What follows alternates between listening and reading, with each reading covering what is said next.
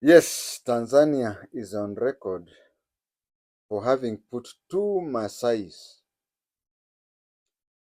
on the senior rank that is called Prime Minister.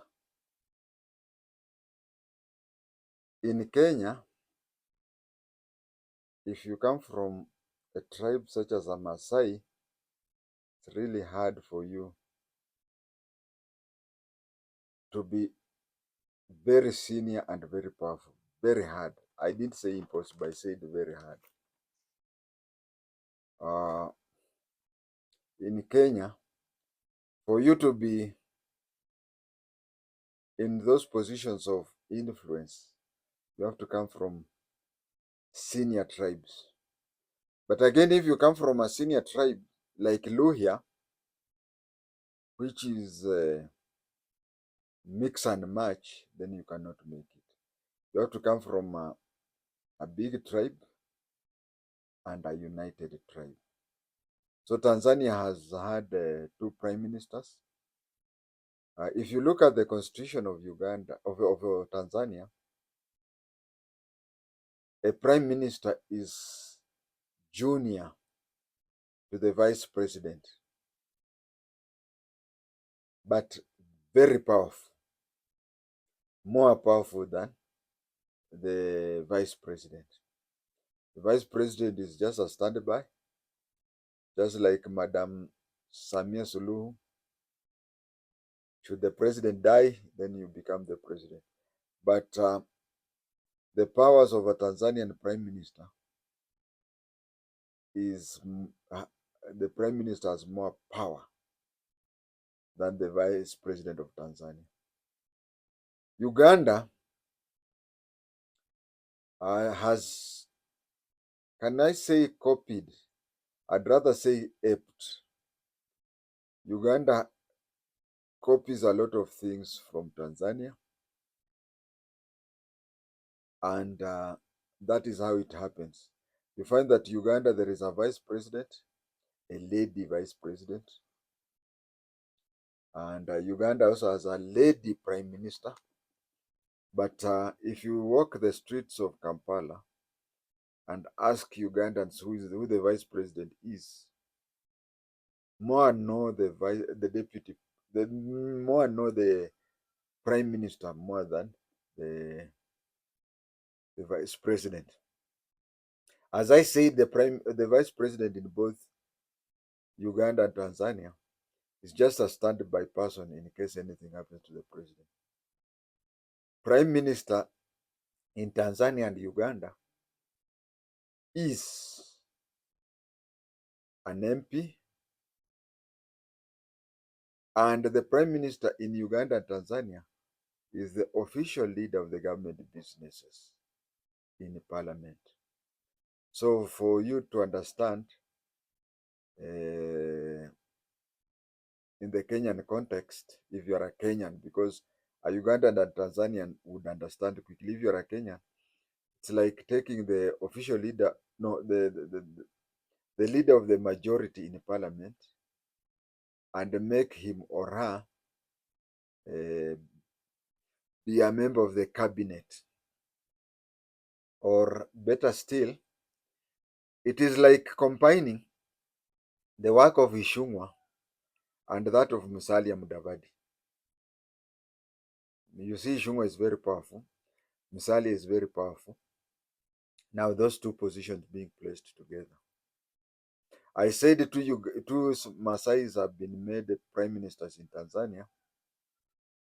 Kenya, we have also had two Maasais being the vice president.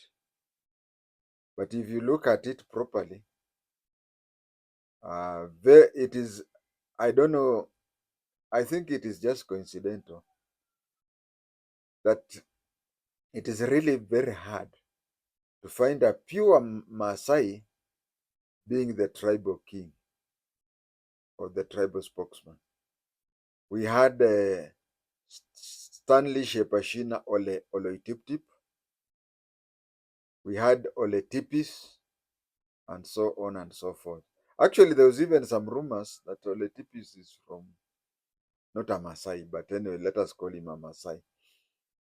But you'll find the Maasais in Kenya who is who, are either half Maasai or not even any Maasai. We have had Joseph Murumbi. Joseph Murumbi was the second vice president of Kenya. He was a Maasai from Eldama Ravine. He was a Maasai from Eldama Ravine. But this is how he is. His mother was a Maasai and the father was a Goan, and he was brought up by his mother. I don't rule out the possibility that he may not even know his father. I do not rule out the possibility. So he's half Goan, but brought up in the Maasai and Maasai culture. That is the nearest that they can come to. We go to Saitoti, who was a vice president. I think the second longest serving vice president, or the second longest serving deputy head of state in Kenya's history, after Daniel Arap Moi. Saitoti was not a Maasai. He had no Maasai blood or anything or whatever. Saitoti, he has a brother who was a member of the National Police Service Commission, who was called Muthengi. Saitoti was a Kikuyu from Kiambu. Those who settled in Ngong, and the Maasais would find it hard. I mean, I could say that he Maasaiized his Kikuyu name from Muthengi to Musengi. So he was George Muthengi Saitoti. And then when he was young and he used to play football, a very good footballer, he was nicknamed, because of his footballing prowess, he was nicknamed Saitoti. That is why you'll find that his brother Muthengi has the name Muthengi at the end. But George Saitoti had Muthengi in the middle and Saitoti at the end. Saitoti's real name was Kinuthia. When he did his Form 4, he was to be called to Form 5. And because of advantages from tribes, even up to today, you cannot take education standard in North Hor to be the same as Limuru. So you find that there was and still is some advantages when you come from such areas. So by him declaring that he was a Maasai, then it was easier for him to go to Form 5 and 6 in Mangu. And he did not disappoint, became a professor of maths. So you find that then the last king of the Maasai was Rongorwa, the fellow from Narok. Now this fellow from Narok, Rongorwa was not a Maasai at all. William Rongorwa Olentimama. He even once visited Meru area where he was born. These are Meru people who migrated to Narok when Ntimama was very young. So you find that in Kenyan Maasai, for one to be a prominent politician, then he either has to be half a Maasai or a non-Maasai. Although we have, as I've mentioned,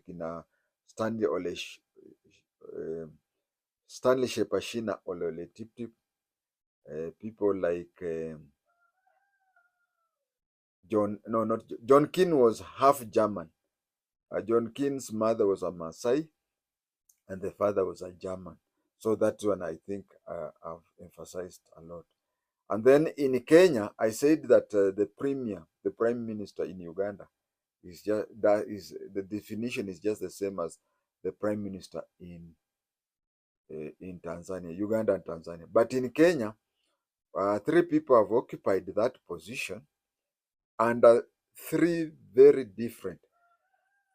I said there are three, but the first person to occupy the position, you cannot say that his terms and services are the same of the second.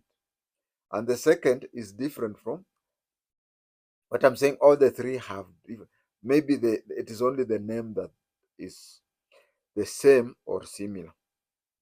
But you find in Tanzania, the current prime minister has the same job description as Rashid Kawawa in 1964. So you find that is that. But in Kenya, we have had people who have occupied that position. The first one was Jomo Kenyatta, who became the prime minister on 1st June 1963. That is why you hear Madaraka Day. That is the day he got Madaraka, Waziri Mkuu. He was the prime minister until 12th December 1964 when he became the president. Now that was prime minister according to the Westminster type of government. The second prime minister we had in Kenya was Raila Amolo Odinga. Raila Amolo Odinga, after the clashes of 2007, it was hard to uproot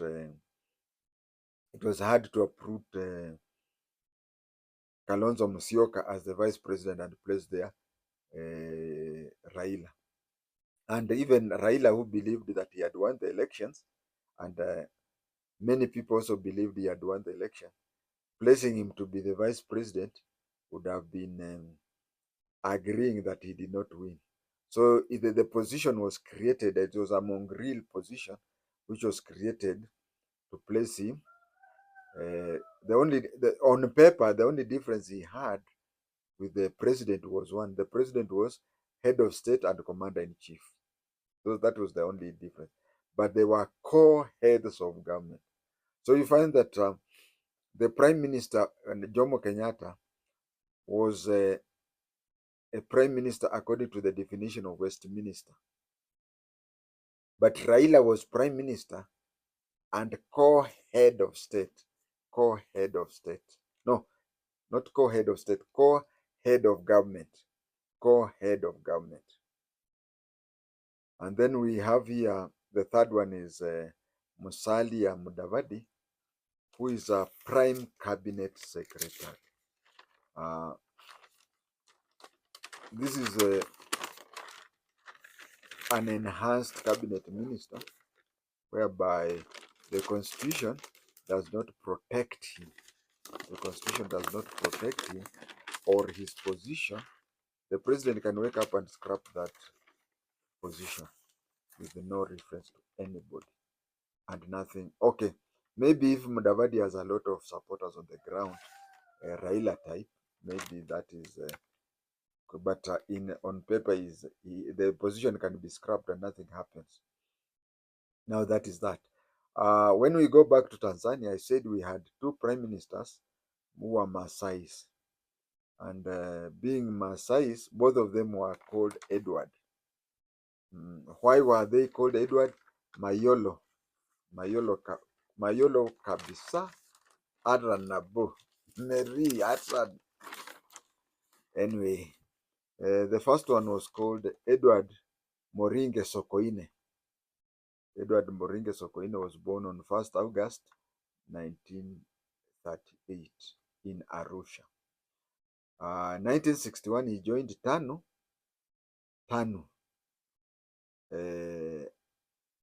TANU, for those who are in Kenya, know of KANU. And I also want to add that during independence, many countries were led. The first political party to win in many countries in Africa were called ANU.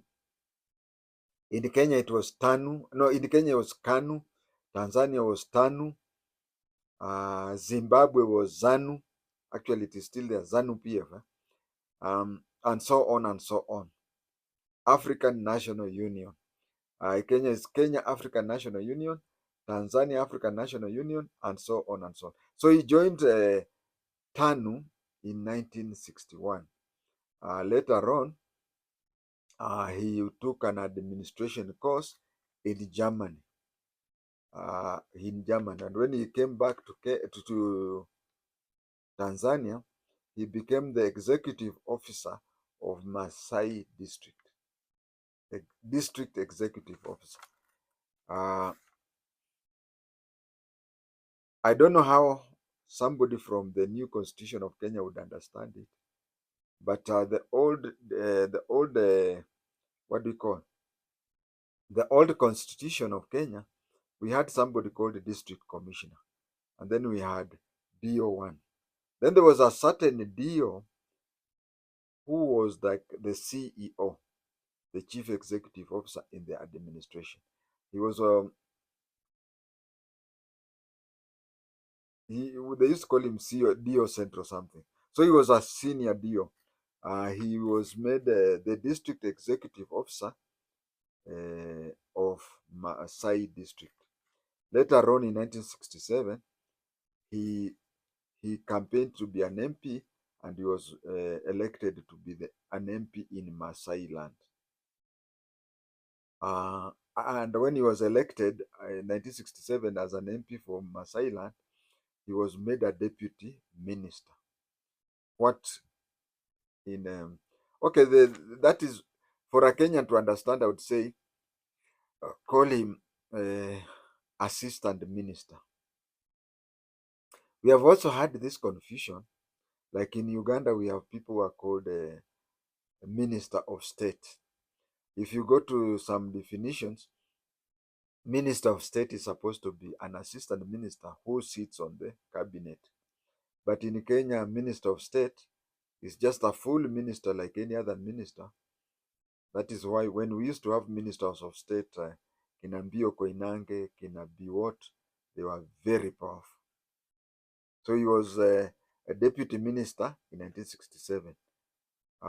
3 years later, 1970, he was made a full minister of various departments. Then in 1972, he was made a minister for defense, the minister for defense and national services. He was made the minister for defense and national services. What can you describe that one to Kenya? In Uganda, they have Ministry of Defense and the Veterinary Affairs. Now, veterinary affairs are former soldiers, former freedom fighters, and so on. So it is defense and former soldiers. But in Tanzania, it is Minister for Defense and National Services. If you have to tell a Kenyan, you'll say that it is Minister for Defense, and then you take the National Youth Service and take it there. National Youth Service is in the Ministry of Labor, or is it in the Ministry of Youth? Now take the NYS, place it in the Ministry of Defense. In 1977, he joined the Central Committee for CCM, a very powerful committee in the CCM. Now CCM, I told you that he had joined the TANU, but after Tanganyika, it was Tanganyika Africa, not Tanzania, Tanganyika African National Union. Now after Tanganyika and Zanzibar became one country, the ruling party in Zanzibar was called Afro-Shirazi Band. There was a band called Afro-Shirazi Band, but it was called Afro-Shirazi Party. Now they joined together with TANU, Tanzania African National Union, to become CCM, Chama cha Mapinduzi.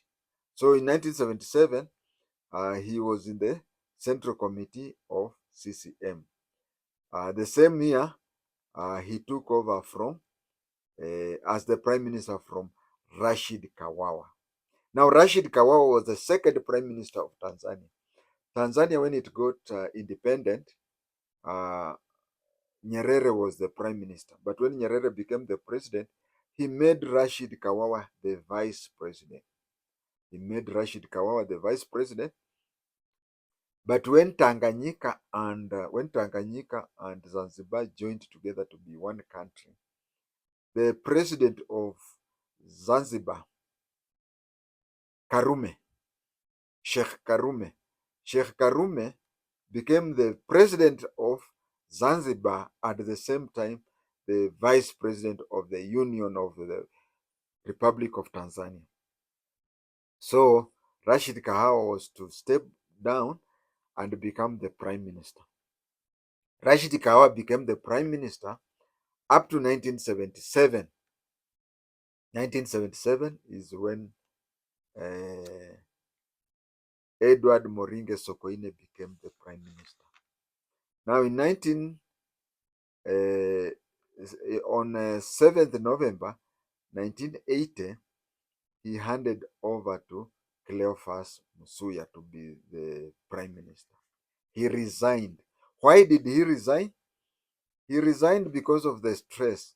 You know, he's the one who organized for Ugandans. They were called UNLA. There were so many Ugandans in Tanzania who are refugees. And these Ugandans, first of all, it is Amin who made the issue. Amin went to Kagera region he invaded the Kagera district in Tanzania and declared it as part of Uganda. He even called it Kagera district of Uganda. Saide Kago, mwenye wivu ajinyonge, she comes from there. Now, Amin declared that as part of Uganda. And then Sokoine organized for the invention of Uganda, and they displaced Obote with Lule, Yusuf Lule. Now, Professor Yusuf Lule. Now, that is the stress of the Ugandan invasion caused him to resign. He resigned and gave it to Cleophas Musuya. Cleophas Musuya was the prime minister for 3 years, up to 1983, when, after Edward Moringe Sokoine's stresses had relaxed, he was reinstated, and he died in office in April 1984 in a road accident. A university, so many prominent things and whatever have been named after him in Tanzania. I would not be wrong to think that he's the most loved Tanzanian after Nyerere. After so many years later, he died in office in 1984. Now, in the year 2003, I'll remember, but I think it was around 2003, another Maasai became, I'll correct myself as I go. Another Maasai became the prime minister of Uganda. This one was called Edward Ngoia Lowassa. Coincidentally, he's from the same region as the other Edward, Maasai from Arusha. He was born on 26th August 1953. He was the fourth child of Ngoyaywa Lowassa. So it shows that he had no name, he had no Maasai name, because he was called Edward Ngoyaywa Lowassa. Ngoyaywa is his father, and Lowassa is his grandfather.